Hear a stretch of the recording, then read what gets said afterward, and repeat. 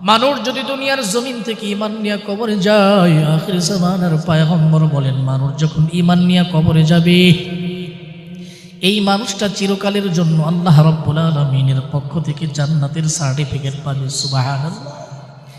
কিন্তু মানুষ যদি বেঈমান হয়ে কবরে যায়, আল্লাহর নবী আখির জামানার পয়গম্বর বলে বেঈমান হয়ে যদি কবরে যায় সারা জিন্দেগীর জন্য জ্বলবে।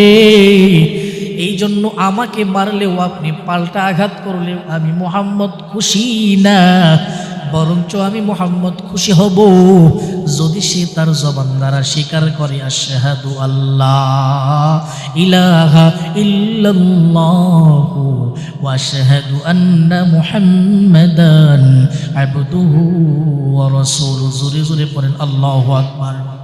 হযরতে আমির হামজা রাদিয়াল্লাহু তাআলা আনহু নবীজির কাছে আসলেন। আয়েশা দেখলেন নবীজি কাঁদতেছে। নবীজি কাঁদার পরে জিজ্ঞেস করলেন, ভাতিজা কেন কাঁদো?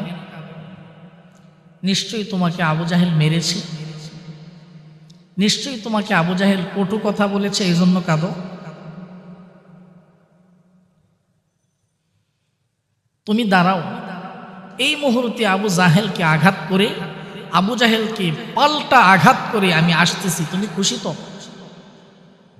নবী আলাইহিস সালাম বললেন, চাচা আমাকে যে কষ্ট দিয়েছি আপনি তাকে মারলে আমি খুশি হব না, বরঞ্চ সে যদি পরে আশহাদু আল্লা ইলাহা ইল্লাল্লাহু ওয়া আশহাদু আন্না মুহাম্মাদান আবদুহু ওয়া রাসূলুহু, তাহলেই আমি খুশি। পড়েন সুবহানাল্লাহ।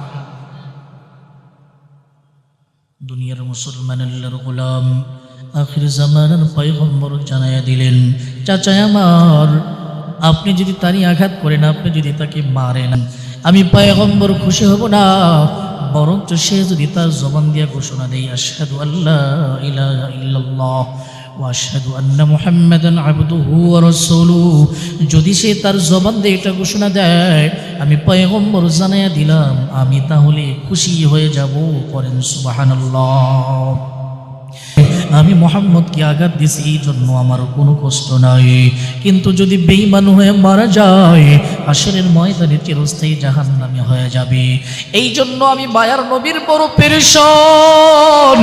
মায়ার নবী বলে, চাচা ও চাচা শুনো, আমাকে যে আঘাত করেছে তুমি যদি তারই আঘাত করো আমি মুহাম্মদ খুশি না, বরঞ্চ সে যদি তার জবান দিয়া বলি আশহাদু আল্লাহ ইলাহা ইল্লাল্লাহু ওয়া আশহাদু আন্না মুহাম্মাদান আবদুহু ওয়া রাসূলুহু। জোরে জোরে পড়েন আল্লাহু আকবার।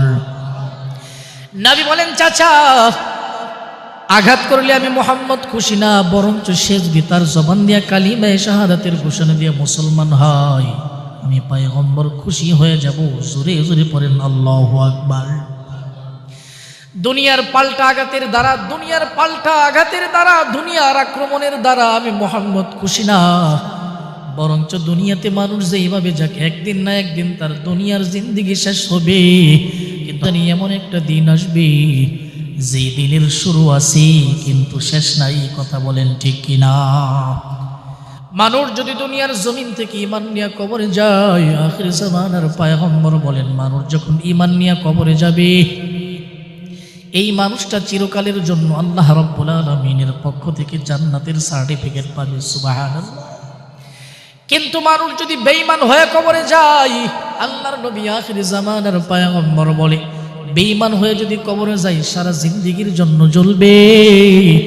এই জন্য আমাকে মারলেও আপনি পাল্টা আঘাত করলেও আমি মুহাম্মদ খুশি না, বরঞ্চ আমি মুহাম্মদ খুশি হব যদি সে তার জবান দ্বারা স্বীকার করে আশহাদু আল্লাহ ইলাহা ইল্লাল্লাহু ওয়া আশহাদু আন্না মুহাম্মাদান আবদুহু ওয়া রাসূলুহু। জোরে জোরে পড়েন আল্লাহু আকবার। কেমন নবী পাইছি আমরা, কেমন নবী পাইছি?